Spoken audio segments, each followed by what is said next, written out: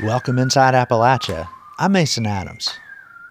Megan Hullinger is a single mom with 4 kids in Pocahontas County. It took her nearly 3 years to get a spot at a childcare center for her young son. I literally rely on so much of our community and friends and family just to help me be able to do all of these things. It's almost impossible. It's barely possible as it is, Even when there is childcare available, affording it is a real challenge. Some couples choose to split parenting duties, but that can mean little time together and very little sleep. I wake up super early so I can start work. I work, all day till he has to go to work, and then I take care of the kids, do dinner, do bath time, bedtime all by myself, and then get up and do it again. And we'll hear how indigenous people whose ancestors were forced out of Appalachia are reconnecting with their food heritage through pawpaws. That means pawpaw month. It's the month of September. That literally means pawpaw moon. That moon would indicate that was the time the pawpaws were right. It was time to go pick them, and probably also an indicator, hey, we're getting close to winter. That story and more this week, Inside Appalachia. Welcome Inside Appalachia. I'm Mason Adams. Right now, Congress is arguing over spending trillions of dollars to boost the country's infrastructure. That covers roads and bridges, of course, but also what's being called soft infrastructure. Things like childcare. Parents already face pressures and decisions unlike any before. How do you balance it all and maintain positivity in the midst of all these challenges? For many mothers, we're not just talking about parenting questions, but also how to balance that against work. West Virginia women have the lowest workforce participation rate in the country. Many Mountain State moms want to work, but can't because of the lack of childcare. They either can't find childcare or they can't afford it. Last year's unexpected closure of schools in the spring, and then months of isolation from extended families and caregivers, really put a spotlight on these issues. But childcare challenges predate the pandemic. Emily Corio reports. With sunlight streaming into her kitchen on a warm summer day, Megan Kruger sits at the table in front of her laptop dressed for work. As the noon hour approaches, she closes her computer. It's lunchtime. In front of the stove, she pours red sauce with meatballs into a skillet. Some splatters on her blue dress, and she dabs it off with a kitchen towel. She tells her husband to wake the baby. She slices strawberries, warms pasta, and sets out plates. The separation between work life and home life blurred many months ago. As a work-from-home mom, there are pluses to this arrangement, like seeing your smiling baby boy wake up from his midday nap. But it's also exhausting. I wake up super early so I can start work. I work, all day until he has to go to work, and then I take care of the kids, do dinner, do bath time, do bedtime all by myself, and then get up and do it again. Early last year, Megan started a new job. She was pregnant, and the family had recently moved into a new house. Her husband, Nathan Stewart, was general manager at a restaurant in Morgantown. Their daughter, Nora, was in kindergarten. Things were falling into place. But then the pandemic hit, and Nathan lost his job. I was devastated by losing my job because I loved my job. And the fact that we were in the unknown was scary. It was frightening. But luckily, we leaned on each other. Oh, yeah. We had Daniel coming, which was exciting. And, he was born, and he brought so much joy into a situation that was really tough. Soon after Daniel was born, Nathan started a new job, working nights at the WVU library. He would earn half the income he had in his previous job, but working nights allowed the couple to avoid childcare costs. About 20 miles south in Fairmont, Krista and Matthew Dixon faced similar childcare challenges. When their first child was born 4 years ago, their parents provided care for free. With the anticipation of another baby on the way early last year, the couple thought that arrangement would continue. Then came the ultimate surprise. That day when we were there for the ultrasound, as soon as they started, I instantly instantly knew that it was twins. And I looked over, my husband was he was as pale as could be. I thought he might actually pass out. Adeline and Ellis celebrated their first birthdays in July. Older sister Stella makes them giggle as she follows them around the kitchen island. Krista says they looked into childcare centers, but it was going to be between $2,500 and $3,000 a month. At that rate, Krista says she couldn't afford to work, but she loves her job at a local nonprofit that helps those in poverty. So they turned to grandparents again to care for the children 3 days a week, while she and Matthew made special arrangements to cover the other 2 work days. So my husband now works 1 day over the weekend, takes off 1 day during the week, and then I work from home and take care of the children for 1 day. So that's how we're making it work right now. But if someone gets sick or has an appointment, there's a lot of scrambling to figure out childcare for the day. It is something that you would think would be so simple, something that so many people need, but it is incredibly, incredibly stressful.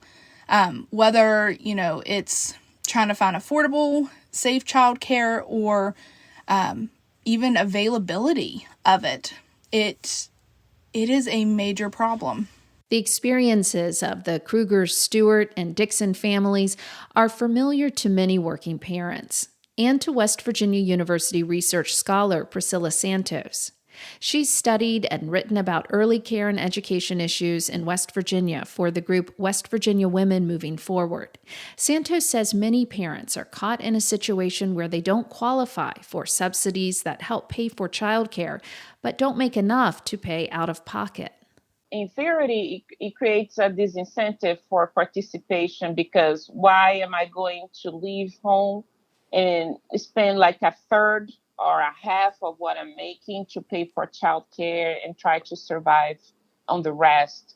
A West Virginia Women Moving Forward report published last year offers suggestions to support early care and education in the state, such as through a shared services network that could lower cost and improve quality. If we could come up with ideas to provide centralized services, and that could also include janitorial services and food services, that way childcare workers would only be focused on their main core or main mission of educating and caring for children. Santos says research shows investments in early care and education not only help the current workforce, but the future one too. The whole state stands to gain when children are well educated and become more qualified workers in the future. There's a push underway at the federal level to increase support for early care and education. As part of the COVID relief bill passed earlier this year, child tax credits for 2021 increased, and some of that credit is being distributed to parents and caregivers in advance this year. There are income limits to qualify, but they are much higher than the eligibility limits for childcare subsidies through the state. While Megan Kruger and Nathan Stewart don't qualify for the subsidies offered by the state, they will put the child tax credit payments towards Daniel's childcare. I mean, that's a game changer. I mean, it would alleviate so much stress. Now they just have to wait for a spot to open at a provider. For Inside Appalachia, I'm Emily Corio in Morgantown. Parents in Appalachia like Megan and Nathan can wait months, even years, to get their kids a spot in a childcare center. That's because more than 60% of people in West Virginia live in a childcare desert, according to the Center for American Progress. A childcare desert means that there are more people who need childcare than there are spots available. Childcare was in trouble before the pandemic, and the reasons are complicated. Our producer, Roxy Todd, has been looking into this. Hey, Roxy. Hey, Mason. So, first of all, let's start with the financial reasons more childcare centers aren't available. Right. So, a heads up, trying to wrap your head around the childcare system is really tough. There's some complicated stuff to digest. But as you know, I'm a mom, and I'll be honest, I had no clue until I enrolled my daughter into daycare just how expensive childcare is. I mean, basically paying for full-time childcare for an infant or toddler is more money than tuition for a community college in West Virginia, about $10,000 a year. And it's understandable because when you think about it, you want the highest level of care, and you don't want teachers taking care of too many kids at one time. But as we heard in that last story, your income has to be very low to qualify for any kind of subsidy to help pay. Now, during the pandemic, that's changed, right? Yeah, so one of the biggest things West Virginia did with its COVID relief money is that it put it towards paying for childcare for essential workers, no matter their income. And it's not clear how long this program will last, but some are hoping the funds will last into 2022. And indirectly, that's probably helped keep a lot of childcare businesses open. Although about a quarter of early childcare centers in the state closed last year. That's according to data from the Benedum Foundation. And in the early months of the pandemic, many childcare centers closed. A bunch were able to reopen last summer, but the industry took a big hit here in Appalachia as well as across the country. And then the last thing I'll say on this point, and this is really a game changer, is the state also changed the way it pays childcare centers for subsidized tuition. So previous to the pandemic, if a child was out sick or if their family was on vacation, the childcare center didn't get paid for those days the kid was out if that kid was receiving subsidized tuition. I can imagine that would make it tough to run a business. Like, if you don't know for certain how much money you'll be getting month to month, since it can change if kids are out sick or whatnot. Exactly. So the state changed its policies last year during the pandemic, and now childcare centers get paid for the whole month, not by how many days a kid is actually in school. And it may seem like a small change, but the people I spoke with say that it was a really big deal. Here's Dr. Jamie Jeffrey. She's a pediatrician at Charleston Area Medical Center and one of the people who's working to improve childcare in West Virginia. And then it encourages every childcare center to accept subsidy and not use that as an excuse not to accept subsidy, so that every single child, no matter who or where they are, has access to affordable childcare. Dr. Jeffrey is also one of the people working on a project called The Earlier the Better. They put together some of the recommendations for how the state should spend its COVID relief. They also advised the state's Department of Health and Human Resources, which is the agency in charge of regulating early child care. Another thing their group recommended during the pandemic is childcare programs should receive more money per child who's enrolled in their school. Because, number one, childcare centers were already struggling financially even before the pandemic. And then on top of that, most tried to reduce their classroom sizes to allow for social distancing, and they had to do a lot more cleaning. So all these changes take more staff. And that's why some of this COVID relief money went directly to childcare centers to basically help them not go broke. It wasn't a lot of money, but according to Dr. Jeffrey, it helped. So let's talk a bit about staffing. Did any of the COVID money go toward better pay for childcare workers? Not directly. And this is another huge issue with childcare. Teachers are paid low wages, between $10 and $11 an hour. Sometimes they don't even get sick or vacation leave. And ideally, they should at least have a bachelor's degree. And in most places, let's face it, you can earn more working at a fast food restaurant than as a lead teacher for a classroom of 2-year-olds. So retaining staff is a challenge. I talked with Helen Post Brown, who runs a childcare center in Fairmont, West Virginia. It is the worst that we've ever experienced trying to hire staff. Luckily, we kept our core staff at the center, but we need more than them. And it has been very difficult to first find someone qualified and then someone willing to work now. Her childcare center has been open 41 years, and she's another one of the advocates working on that group I mentioned, The Earlier the Better. They'd love to see more funding go towards teachers, making their salaries equivalent to their experience. Because ultimately, the directors at childcare centers are running really thin margins, and they literally cannot pay these teachers more without going in the red. Which is so frustrating to hear, since, as you said earlier, parents can barely afford to pay for childcare as it is. Speaking with a lot of parents, childcare is the single biggest expense, more than a mortgage or rent for a lot of people in West Virginia. And it's encouraging to hear from these people who want to make changes to the childcare industry, but where all this money would come from to fix it, that's not really clear. That infrastructure bill that Congress is debating reportedly includes funding for childcare. But the bill could change, and the details are still pretty sparse. Yeah, that funding would give parents and childcare workers some support, but it would by no means be the one and only solution needed to fix this. So tell us more about the parents you spoke with. Yeah, so I talked with a few parents across the state, like a mom in Pocahontas County, West Virginia, who's waited for years to get her youngest children a spot into a childcare center. It's the morning of the first day of school for Megan Hullinger's 2 oldest children. The single mom wakes at 6 to prepare lunches and get her 4 children dressed. Around 7:30, she packs them all into her car. 11-year-old Tessa, 8-year-old Abby, and 3-year-old Nathan. All right, you guys ready? Yeah. And 1-year-old Gemma, her baby. You ready too? All right. Full speed ahead. She drops Abby off first at the elementary school, then Tessa at the middle school. I love you. Have a great day, okay? Good. Be good. Bye. In the back seat, Nathan calls for his mom's attention.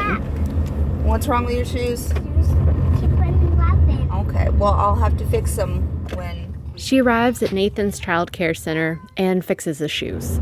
I think we could maybe figure out that loop a little better, but what do I know? I just work here.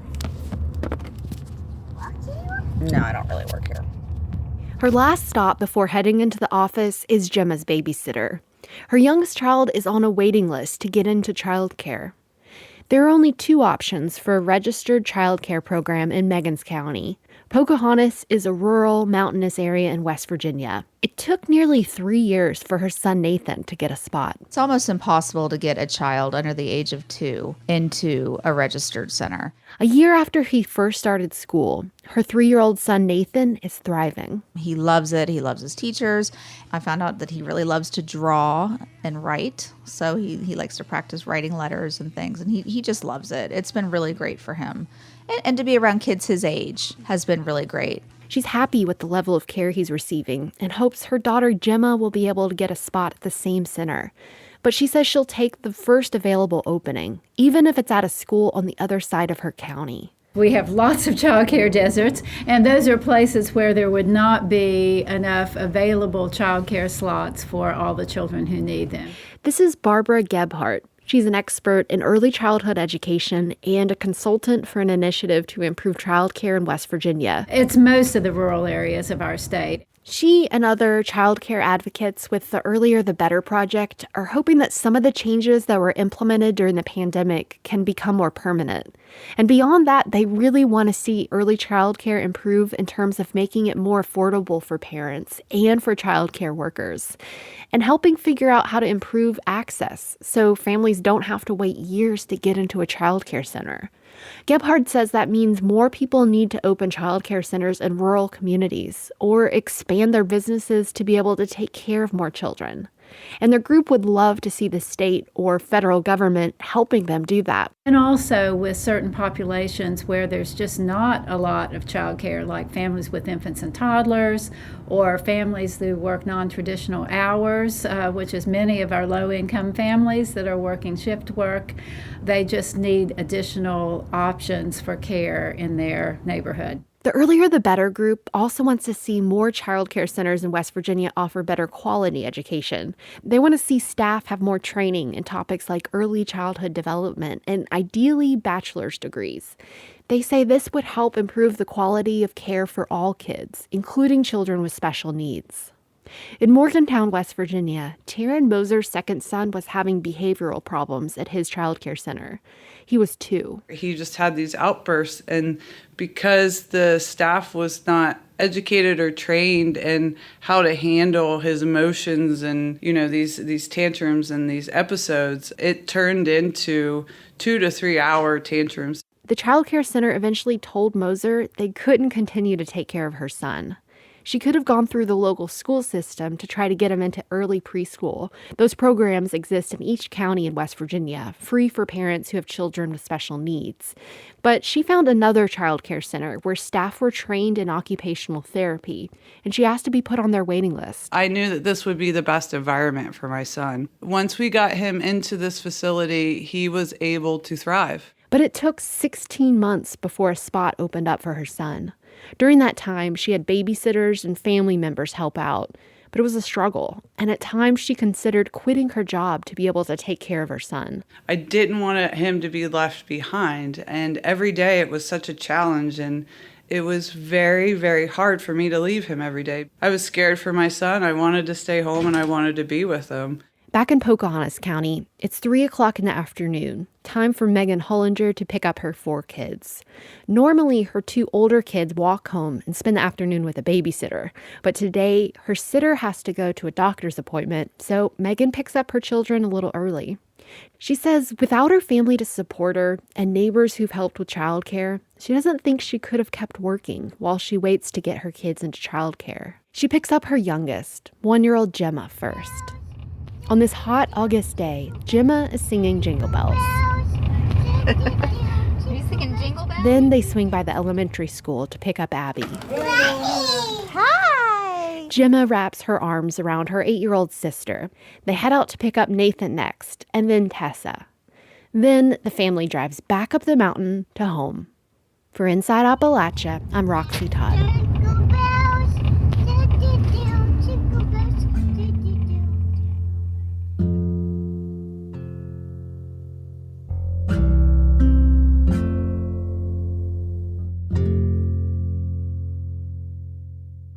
In a minute, Learning on the computer was hard. I didn't get to see my friends that much since of COVID. My favorite thing about school is the playground. I'm excited about going to school in person.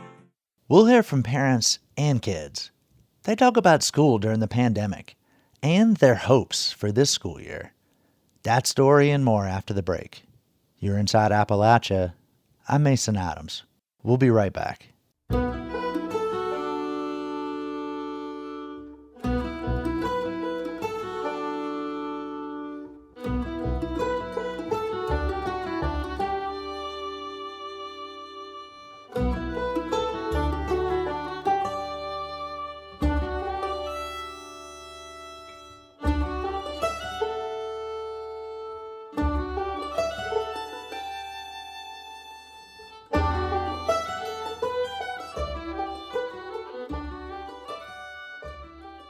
Support for Inside Appalachia is provided by Concord University in Athens, West Virginia, with career-focused liberal arts education in more than 80 degrees and programs to pursue various career options, not just a single job.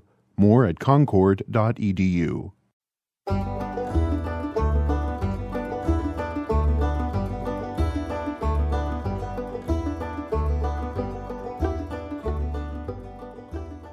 This fall marks a school year unlike any other. Most students have a lot of catching up to do. Test scores show a lot of kids fell behind in learning last year. In the fall of 2020, 1/3 of K-12 students in West Virginia failed at least one core subject. This may be partly because many children here in West Virginia don't have good internet access at home. Getting everyone up to speed is going to be a challenge. But at the same time, some kids do well with virtual learning. Liz McCormick reports on how the pandemic has caused some parents to rethink how their kids learn. By August 2020, 50,000 students in the Mountain State had signed up for full virtual learning. And for some, sticking with school at home was exactly what they needed. The first 2 weeks we were red, so I couldn't go in person. That's Reese Wilbur, a 17-year-old student at Capitol High School in Charleston. By red, she means the color-coded COVID-19 risk map used to determine whether schools would be in person or remote each week. Red meant staying home. And I was like, I don't want this to be how it's going to be all year of me, not knowing if I'm going to be in person or not. So I made the decision to just go fully virtual. And that was honestly the best thing I could have done. Wilbur says she makes good grades and doesn't like to procrastinate, so she felt confident virtual school would be doable, and she did well. It really just allowed me to focus more on my work, honestly, or feel more connected. I feel like I really, really learned a lot this year. She says she felt like a college student, and the flexibility of her school schedule allowed her to work during the school year, too. She liked the setup so much that she wants to stick with virtual again for her senior year this fall. Wilbur is not alone in feeling like she was able to stay more focused doing virtual school. This was the same for Tara Polly, whose son signed up for virtual at George Washington High School in Charleston. Polly ended up running a small virtual learning pod with her son and her son's close friend. Both boys will be sophomores this fall. At first, choosing virtual school was about safety, but Polly says this learning model actually allowed both boys to get ahead in school and create a schedule that worked for them. We started working and we could work for a few hours. They could take a break. They could play video games and then go back to getting their work done for a couple more hours. It just didn't have the same stress to it. Both boys are on individual education plans, or IEPs, for attention issues. Polly says as the boys realized they were making better grades at home versus when they were in traditional classrooms, she noticed a boost in their mental health. They're smart boys, but I don't think that the way that things had been going for them in school, that they were seeing that of themselves. I feel, as we've gone through this year, that I've seen them change how they felt about themselves to a more positive view of their abilities. For Polly, sticking with virtual this fall is a no-brainer for her son because he flourished. There were also some families who decided to give homeschooling a try. The U.S. Census Bureau reports the rate of families in the U.S. that opted to try homeschooling for the 2020-2021 school year doubled compared to the previous year. Clover Wright is an assistant professor of early childhood education at California University of Pennsylvania. She has a doctorate of education in curriculum and instruction, specializing in early childhood learning. Wright decided to homeschool her 3 boys last year out of safety concerns. Knowing that they didn't love the online learning and definitely not wanting to put our children in school unvaccinated. So we made the decision to withdraw them from the school system and homeschool them. Wright, who is the wife of former West Virginia Public Broadcasting news director Jesse Wright, says she and her mother took turns throughout the year teaching the boys from home. Her sons, who are 11, 9, and 7, turned out to really like homeschooling. My goal for this year was to make the learning their job. To kind of give them autonomy over their education in a way that they'd never had, not in public school or even before they were in public school. To say to them, what are your interests? What do you want to get good at? State health officials like coronavirus czar Clay Marsh reported last year that children are less likely to catch and spread COVID-19. But there is still a chance they could get sick and for a child to get very ill. There's also concern over multisystem inflammatory syndrome, or MIS-C, which is a condition that sometimes develops in children after contracting COVID-19 or being around someone who has had it. The condition can be deadly, but the Centers for Disease Control and Prevention report most children recover from MIS-C after receiving medical care. Wright is concerned about this, any potential long-term health impacts, and she's worried about the new Delta variant. She says she will keep her sons in homeschool until they are eligible for the vaccine. For me, it's about minimizing the risks that my kids have. While some students ended up truly thriving in virtual or homeschool learning, some students found school at home particularly challenging. Students like Leighton Watts from South Charleston High School. At first, it wasn't too bad, but after however many weeks and months of just not knowing what's coming next and just having to be inside, it really took a toll on us. Watts will be a senior this fall. He says he did fine grade-wise this past year, but the isolation from doing school at home was tough on him. I can't really explain how I felt in that time. I've never experienced anything like that. It was the most difficult time I think I've ever gone through. Just the trauma from it, I'm still dealing with. I don't ever want to have to sit in one place ever again, really, because that was terrible. The West Virginia Department of Education reported in the spring that 1/3 of all K-12 students in West Virginia failed at least one core subject in the fall.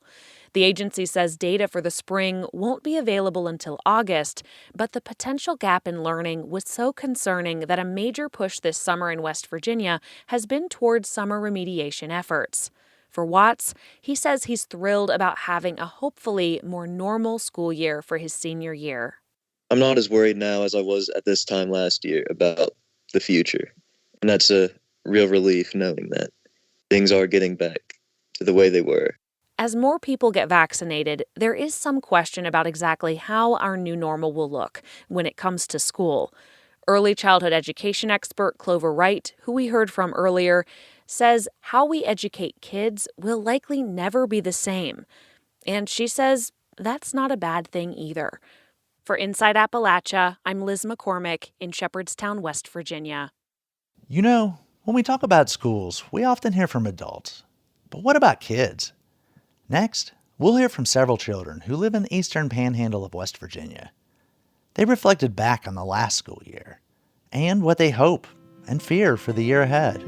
My name is Michael Sheehan. I'm 8 years old and I'm going into 3rd grade at Eagle School Intermediate in Berkeley County. So my favorite thing at school is hanging out with my friends at recess, and being in the same class with them is really fun too. So I was in virtual. They gave us our own little iPads. I thought the math was a little easy. Reading class was pretty fun, and hanging out with other people on virtual was kind of fun too. I liked how we got to learn new things. Virtual wasn't really that hard. It was pretty strange, pretty fun too.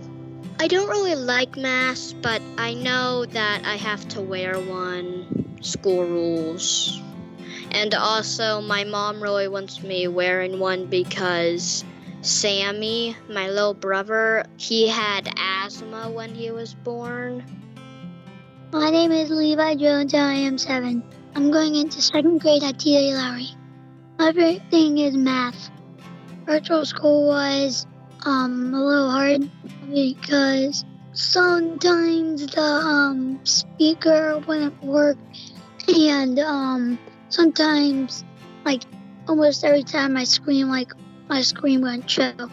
Going back in person feels good. The thing I'm looking most forward to is seeing my friends.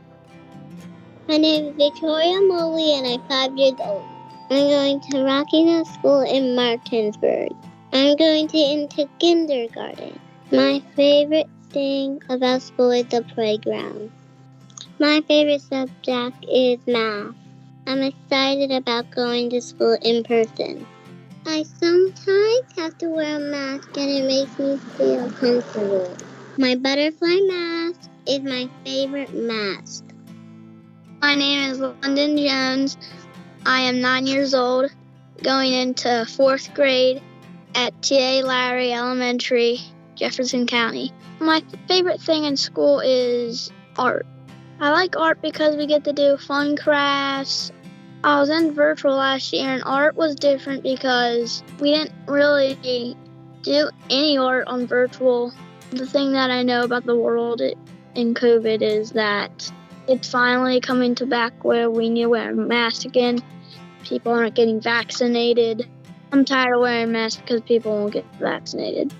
This summer I did a math tutor because on virtual I did not learn a lot of math. I'm actually pretty excited to go into 4th grade, not doing virtual. Hi, my name is Lucy McShaw. I am 10 years old. I am going into 5th grade and I go to North Jefferson Elementary in Jefferson County. My favorite thing about school is mostly when me and my friends work on projects in school and we present them together in class. Learning on the computer was hard, and if you couldn't understand something, you would have to join the Zoom, and then sometimes it wouldn't hear anything, or your video was off. It was just complicated. Sometimes it was a synchronous day where we just did work that our teacher assigned for us and not any Zooms, but sometimes it was on Zoom and work by ourselves. The type of schooling that I liked better was in person, even though it was hard with masks and stuff. it was still better to see people in real life than on a computer screen. I really missed in-person school when I didn't get to see my friends that much since of COVID. Sometimes last year when we had to wear masks all the time, sometimes when I got in the car to go home, I forgot to take my mask off because I was so used to wearing it all the time. I feel safe. I feel like the masks will definitely help to keep the virus away, so just keep wearing them. That was 8-year-old Michael Sheehan, 7-year-old Levi Jones, 5-year-old Victoria Mobley, 9-year-old London Jones, and 10-year-old Lucy Mitchell. They're elementary students from Berkeley and Jefferson counties in West Virginia. That story was produced by West Virginia Public Broadcasting's education reporter, Liz McCormick.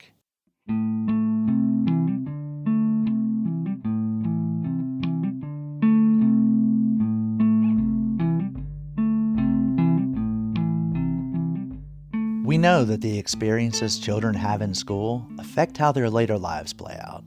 Like, for instance, students who are suspended or expelled from school are more likely to have an encounter with the juvenile justice system.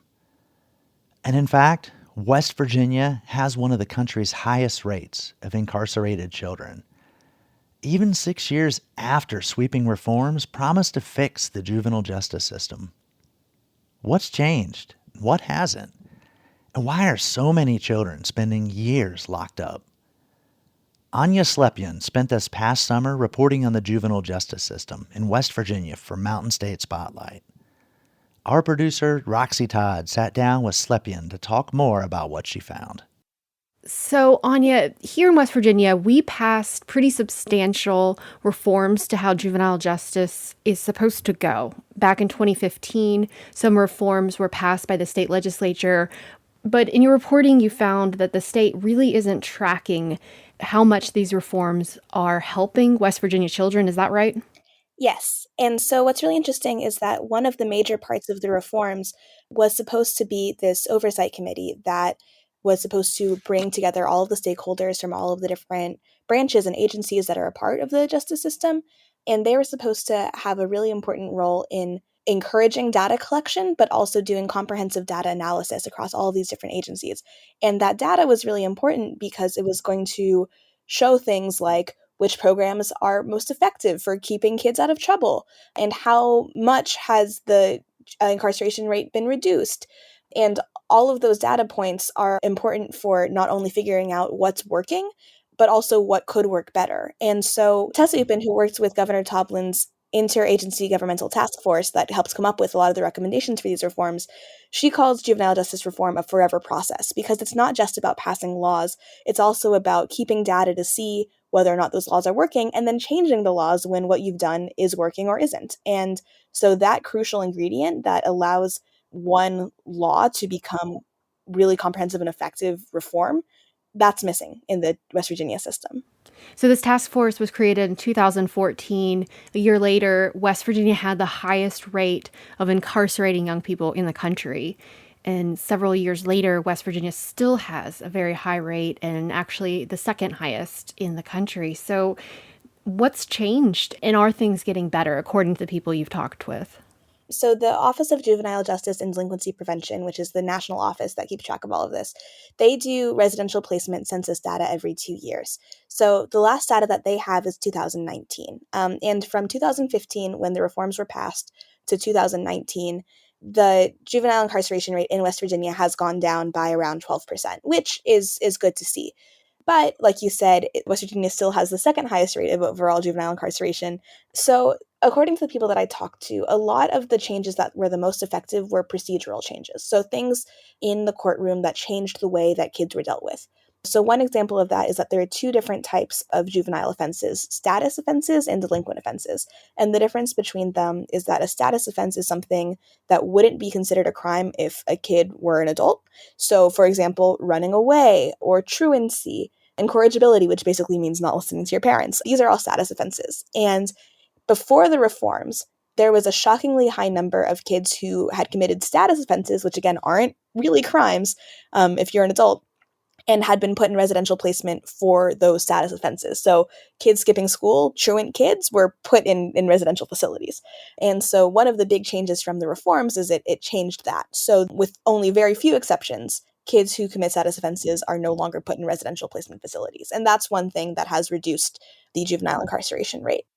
So one of the people who you spoke with was Jared Mitchell. He was in foster care in West Virginia, and he also spent some time in the juvenile justice system. Can you talk a little bit about his story and how it relates to these trends over time, and could the situation that happened to Jared happen today? Sure. So, like you said, Jared was somebody who was put in foster care in West Virginia when he was pretty young. Once he was in the state's custody, kind of the way that things worked was that he had a couple of runaway charges from different facilities and a couple other minor charges that he got put on probation for. But when you're already in the state's care, then there isn't really a place for them to put you on probation. So he ended up being put in different residential placement facilities repeatedly and kind of shuffled back and forth between them just when there weren't other options for the Department of Health and Human Resources to place him in. So that story is a little different from most kids because he started out within the foster care system. But there is a high overlap between kids who are in Child and Protective Services and kids who are put in the juvenile justice system. And there is sort of a revolving door between the two.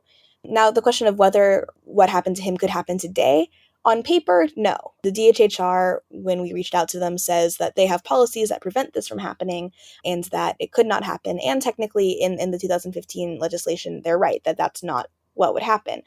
However, it's a little more complicated than that because the system is basically functioning without any higher level of state oversight. So there's nobody really looking over the DHHR's shoulder saying, hey, what are you doing? With the exception of the legislature, who has a million other things on their plate, right? So technically, according to the laws, no, that should not be happening today anymore. And we certainly hope that that's the case. But the organ that was kind of meant to ensure that that was true, that was created by the 2015 reforms, again, has disappeared. And so it's hard to say for sure. Anya Slepian spent the summer as an intern at Mountain State Spotlight. Her two-part series on the juvenile justice system in West Virginia can be found on our website, wvpublic.org.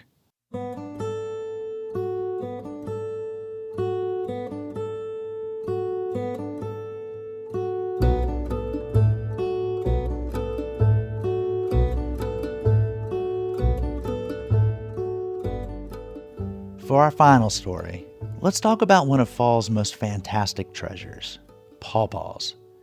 If you've never tasted one, it's kind of like a banana and a mango got together and had a baby. Kinda. Mid-September marks the beginning of pawpaw season. The small yellow and green fruit has a short growing season, which usually lasts into October. You probably won't find a pawpaw in a grocery store. You've pretty much got to go out in the woods and find them yourself, although some farmers markets do sell them. Even if they aren't widely available today, pawpaws have been a part of the human food system in Appalachia for thousands of years. And it's one of the foods many indigenous people lost when they were pushed off their ancestral lands. But not completely lost, because, as it turns out, they carried the pawpaw with them. As part of our Folkways series, Brian Costco has more. It's early August, a fresh summer afternoon in Jackson County, Ohio. Behind me is the Leo petroglyph, a huge rock carved with images of animals and humans. It's the work of indigenous Americans who visited this site over 1,000 years ago. I'm here with Chris Schmiel, the founder of the Ohio Pawpaw Festival. What we're searching for isn't made of stone, but just like the petroglyph, it survived here for thousands of years. These pawpaws are on the edge of the forest. There's a clump of them about 15 or so feet away, and they grow in a patch. Chris is an expert in all things pawpaw, and over the years, he's noticed something about where pawpaws grow.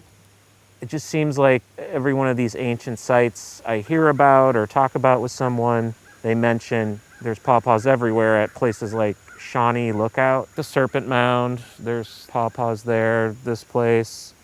The mounds are earthworks that functioned as graves and ceremonial sites for the Hopewell, Adena, and later the Fort Ancient people, a Native American cultural group that flourished in the Ohio River Valley from about 1000 to 1600 AD. Some scholars believe that the Fort Ancient people who made the Leo petroglyph were ancestors of the Shawnee, who by the 17th century would call this part of Ohio home. These are ancient native plants. They're well adapted to our soils and the region. So these things have been here for a long time. We know that the pawpaw was an important resource for the Shawnee. How? Because even after being forcibly removed from this region by the U.S. government in the early 19th century, it left an imprint on Shawnee culture. Joel Barnes is one of the major guardians of Shawnee culture and language in the present day. I'm the language director and archives director for the Shawnee Tribe. I'm also a Shawnee tribal member. He explains that the Shawnee mark time by the phases of the moon. Asimini Kiswa, and that means pawpaw month. It's the month of September. That literally means pawpaw moon. The pawpaw was important enough to the Shawnee people's way of life that they named a moon after it. That moon would indicate that was the time the pawpaws were right. It was time to go pick them, and probably also an indicator, hey, we're getting close to winter. Joel's ancestors were forcibly moved from their Ohio Valley home in Appalachia by the Indian Removal Act of 1830. The Shawnee were sent first to Kansas, and then after the Civil War, they were pushed into Oklahoma. For the Shawnee, the pawpaw is a direct tie to Appalachia and their uprooted past. It's hard to find out in Oklahoma because the state is located at the edge of the tree's climate zone. I do know in present day we have some tribal members that have planted them out in their yards just to get them to grow. They're not quite that abundant in this part of Oklahoma. Once you start moving east to get over into Missouri and around Joplin area, and you start seeing them more and more of them pawpaw trees. Joel does remember eating the fruit when he was growing up. It was rare, but it existed. We never did get really fancy with it. We would just cut it open, peel it, and just eat it. It was pretty good. And I've ate some off and on throughout my life, but it's been a while since I've had any. Cut off from their ancestral homeland and the plants that grow there, Joel says the Shawnee have seen some of the pawpaw's cultural relevance fade with time. Some of these old folks, they all had them, they've all ate them, but there's nothing really as far as any type of ceremonial dance or any type of ceremony in regards to the pawpaws. Just if there ever was, nobody knows. But somehow, through all of that upheaval and across all those miles, the Shawnee's connection to the pawpaw tree has endured. It is a food largely absent from their physical surroundings, but traces of it still persist in memory and in the Shawnee language itself. That means I'm hungry for pawpaw.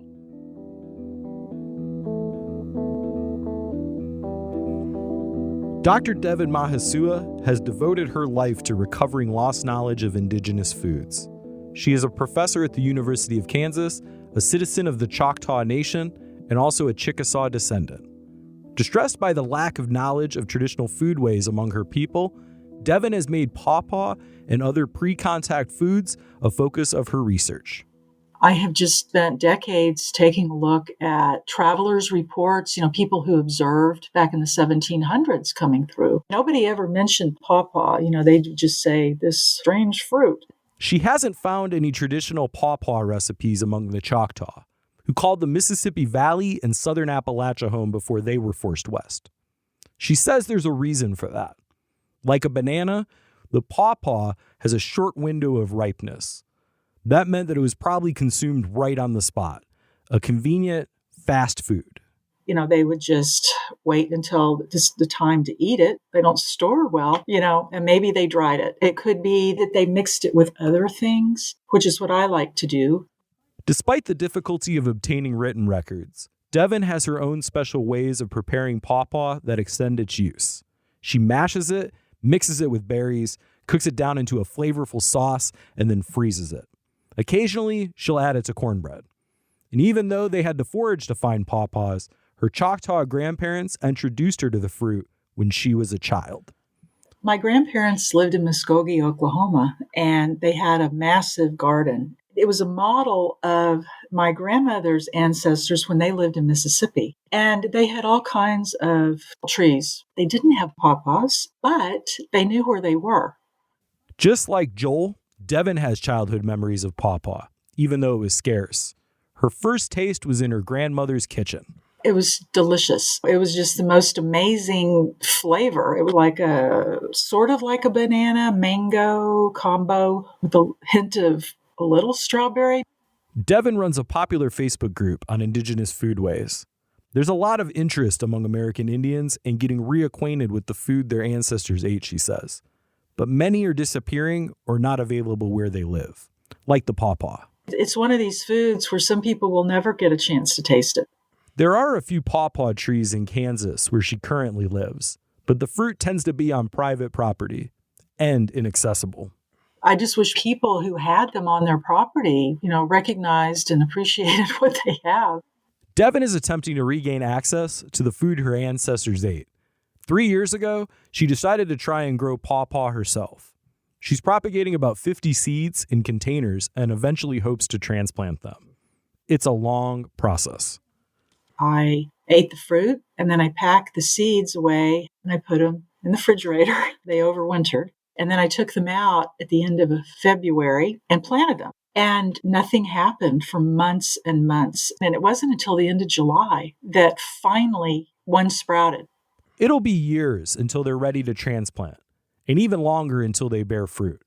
So why is she going through all this trouble?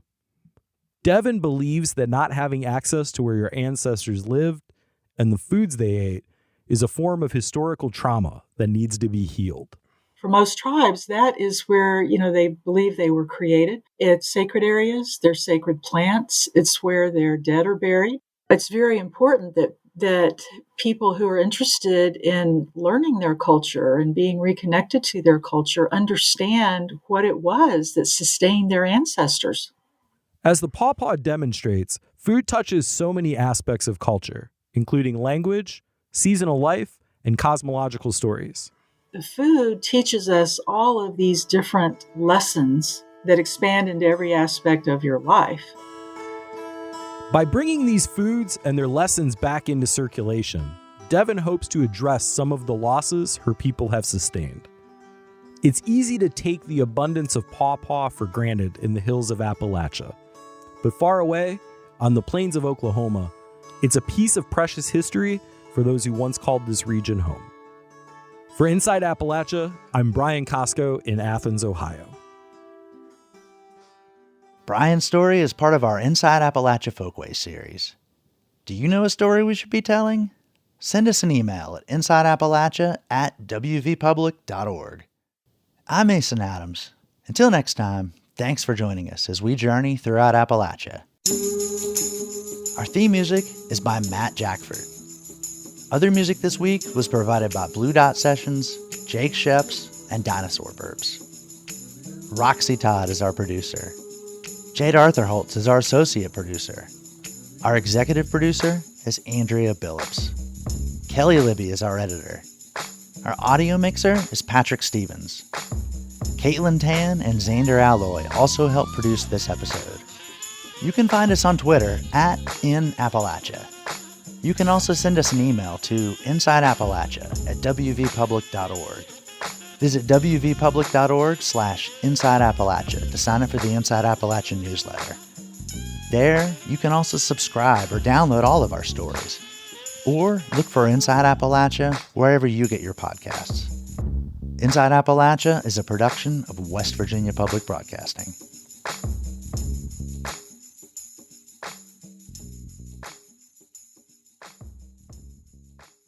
Support for Inside Appalachia is provided by Concord University in Athens, West Virginia, with career-focused liberal arts education in more than 80 degrees and programs to pursue various career options, not just a single job.